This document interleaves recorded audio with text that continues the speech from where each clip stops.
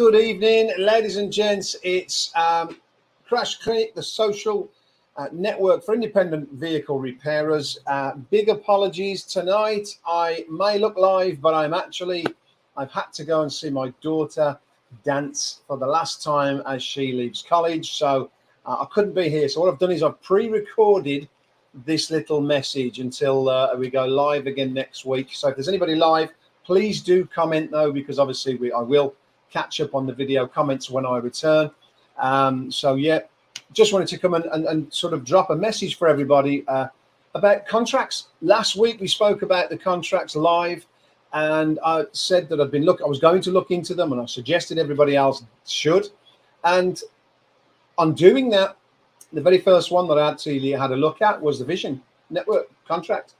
And I sort of looked at it now and thought, you know, when I agreed to do this, it didn't look the best, but you know, we were in the middle of COVID, a little bit quiet, blah, blah, blah. So we took it and thought we'll give it a look. Anyhow, got to be honest, we sort of January couldn't do any work for them anyway. So we sort of turned it off and said, we can't do any work. We're just too busy. So I haven't done much for them anyway. But in the middle of that, what made it worse was I realized that when you sign up to their contract, they tell you that anything that comes in through you has to be done at their rate. So basically they pinch the job off you. So we had quite a lot of work coming in that was from our own sources and our own work. But now they're jumping back saying, hey, you've got to do it at our rates. You've got to do this at our rates. You've got to do that at our rates. So it made me then look and think, crikey, we're not actually doing any work for them, but our own work is suffering because we're having to do it at their rates. So when I went through it, I thought, wow, no way. So it was bad last year, but now you've got to remember, guys, and when I say contracts need to go as the title of today's video, you need to look into them, because when you agreed these contracts, like myself, since then, everything has gone through the roof. I mean, I've even had a nice little letter from BSI. You've probably had the same thing, explaining that they've got to put their charges up. Look, hey, I get it. You know, everything's gone up in this world. You haven't got to explain that. The problem is we need to put our prices up as well, or we're going to be in a lot of trouble very soon. So, yeah, I looked at the contract and thought, I can't do it anymore. It just doesn't work. I'm going to be losing money on every single repair. So I wrote to them and just said, look, if you're not going to be doing any increases, I'm afraid that's it for me. So with immediate effect, we're going to have to call it a day. We have to call it a day because those jobs that I get myself, those jobs that I find, that work that we bring into the body shop, which is quite a lot of work, of course. We've been here for 30 odd years, so we get a lot of what we call direct work. I need to charge full retail rates for that, because that's the ones that help us, you know, our own work. And I'm pretty sure you've got the same. So that was enough for me to say, no, we can't do this anymore. So we wrote to them and just said, ever so sorry, you know, we can't do it anymore at these rates. If you increase your rates in the future, please let us know. And, you know, we're happy enough to have a look at it. But up until then, we can't carry out repairs at the rates anymore. So I got an email back the day after saying, will you please honour, you know, your warranty work and stuff? So yeah, of course I will. You know, I'll do that for our business name anyway. You know, no problem. And then the following day, I got a nasty email saying, can you pay your referral fees now? We're going to issue on you in 7 days. Wow. Like they're not making enough money out of us anyhow, but like I'm going to try and get out of it. I'm an honourable guy. I'll pay the fees and we're off. Just can't do it. So again, guys, what I'm suggesting to you there is you need to look at these contracts, because when you sign them, you may have thought they might have been viable. You may have done. I don't think they probably were back then anyway. But there's a lot of work out there now, guys, and there's going to be a lot more. And I just think people need to look at their contracts. I'm going to go back to the skip scenario that I had last week. If we were the same in this industry, things would change. If we would stick together, and I actually believe that we're going to be backed so far into a corner, this is going to happen naturally, because I don't think we're going to have a choice.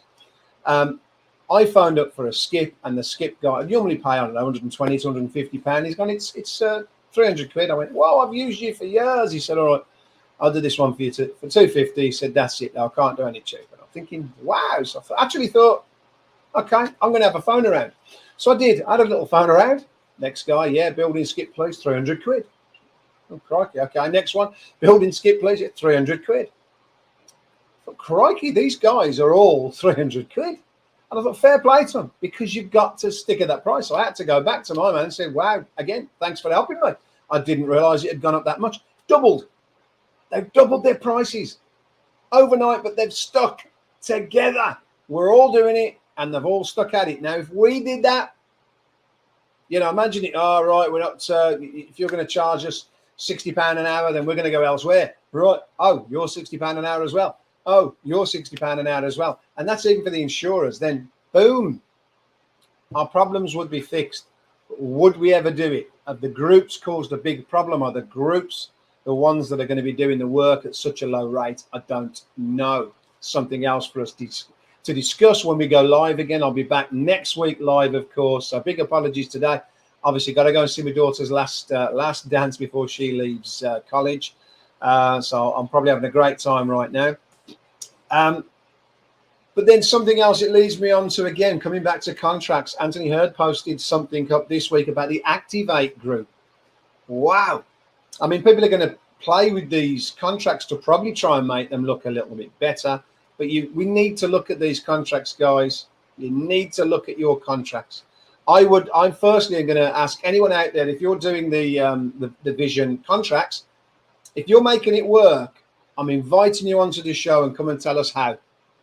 Because I think you're losing money. And I would really, really like to know how, if you believe you're making money from that contract, how you're doing it. I've got a great team, been together a long time. They're very, very fast. We do the job right first time. I can't make no money at it. So I'd like to see if you are. Let us know. And anyone else, put your comments in, please. But again, we're going back to, first of all, as well, we do know now as well that Vision have actually got their own repair centres now. So where's that leading? Do they pay themselves for filler? Are they rates the same as everyone else's? Interesting. And interesting to see where that goes and ends up, in fairness. So whether they get rid of them, or whether they, you know, because they can't make any money, or whether they start charging more money and allow that to happen. I don't know. We will see. Future will tell. So anyway, going back to the contracts, because I believe now, with everything that's changed since January, the prices, everything's gone through the roof. The contracts that are out there can't be any good. And this Activate one, they even have dropped the parts to zero. They've dropped the parts to zero. And it sounds great, because they said they're giving you the paint at 100%. And then they're taking a bottom line discount of 14%. The labour rate is £26.50 an hour. I'm pretty sure there's nobody out there that wants to do work at £26.50 an hour. But what you've got to realise now, once you do the bottom line discount, you're working, take the 14% off that, you're working for £22.79 an hour. Your parts that looks great, 100%, is now actually 86%. And you are giving a part discount of 14%. So if you're only getting 5% on your parts, you're losing money on your parts straight away before you do anything. Your paint's down to 86%, and you're only getting £22 an hour for your labour. Wow, absolutely outrageous. But they do give you a boost if you're doing prestige work to £28 an hour. Hey! And then if you take the 14% off that, you're doing it for £24 an hour. So that's not a contract I'd even entertain. I think everyone's laughing at it, to be honest, on the internet. Disgrace, absolutely outrageous. But the message for tonight, guys, is contracts, for me, need to go. Look at your contracts. See what you're giving out, because they're just... And if you're out there and you're a work provider, you seriously need to look at the contracts. You seriously need to understand. You know how much has gone up in our industry: gas, electric, paint, materials, everything, wipes, anything you mention in our industry has gone up. Even the BSI are, you know, to get approved, all the courses, there's everything. It's outrageous. So, you know, we cannot continue at the rates we've got, because it's just not viable anymore. It wasn't viable before, to be fair, but now it's even worse. It's horrendous. So check your contracts. have a look. And if there's anyone else out there that's letting contracts go, let me know, because I think if everybody did it, imagine if everybody woke up tomorrow and said, yeah, you're right, vision contracts gone. They'd have nowhere to do the work, and they would have to look at the contract and say, right, don't be wrong, they might not like me for doing this, but they'd have to go back to everybody else and up the rates. And if it does, and I hope that helps you, we're in this together. Remember, the social network for independent vehicle repairers, we're here to work together. This website is supposed to be for you. It's supposed to be for you to go on the site, start your own conversations, let us join in your conversations. It's a social media site. Thanks to everybody who's joining in. We've had new members again join last week, which is great. I haven't got the time solely to get it, fully up and running yet, but I need your help for that, of course. There is an app coming out. The app's done, but I've just got to get it connected to it, and that's all fabulous. So we can actually talk on the move and on the go. And it's your site. You're not giving me any money. It's your site. We're going to fund that site to run and help us to communicate, help us to learn about the industry, help us keep, not finding out information later down the line. Anything can happen. You can put it on there live. And remember, you have to be a member to see the comments. So once you've joined, you get to see what's going on. No one else gets to see it. And I vet the people that join. And you can start a group which will be totally private, which you can control yourself, all the members. It's a fabulous concept, fabulous site. I think it's great. And I think it's part of the reason why we're not successful, because we're not coming together again. That site is saying it for me. If you want to come together, join that site and let's come together and let's start talking. I think we need an independent repairers meeting very soon. Happy to sort of put that up where we can all talk about the future, talk about what's about now. These are tough times, and I think tougher times are coming ahead. Very, very busy, of course, but we need to make money. So interested in your vibes. Remember, guys, I want to get somebody else on the show probably next week. If somebody wants to get in touch with me, come on, have a chat. Bring me some information. Bring me your news. If you're having problems, if you're having some great news, love to share great news, of course. Let me know. But we'll catch you up next week. Again, keeping it short because I'm not here. Please leave your comments so I can see them when I come back. Have a great week. It goes very, very quick, and I'm sure we'll see you very soon. The Repairer Social Network. If you want to help the industry, if you think you want to help me to push this along and make it even better, please subscribe and join. Every little penny helps, of course, to get it. It's not a lot. It's 39 quid a month, and that's going to help. That just pays for the site, to be fair, to keep it there.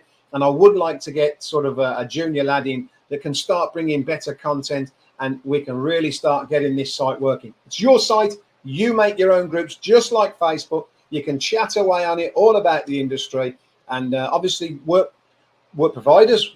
I don't know if we want you on there anymore. Anyway, of course we do. Work providers who want you on there, insurers who want you on there, because we're all in this together. We're all here to repair vehicles, and we need to bridge some kind of gap, and we need to come together to make things better. But we need a voice, and I'm hoping we can create a voice with the Repairer Social Network. So yeah, please join up. And if you do, thanks to all those people who joined last week. It's fantastic. Really appreciate it. Things will get better on it very soon, and we'll see you next week. Have a great week. The weather is absolutely fantastic. So yeah, don't work too late. Get out and get a bit of sun. We'll see you soon. Thanks. Take care. Bye-bye. Oh, I pressed the wrong button. See you later. That was pretty.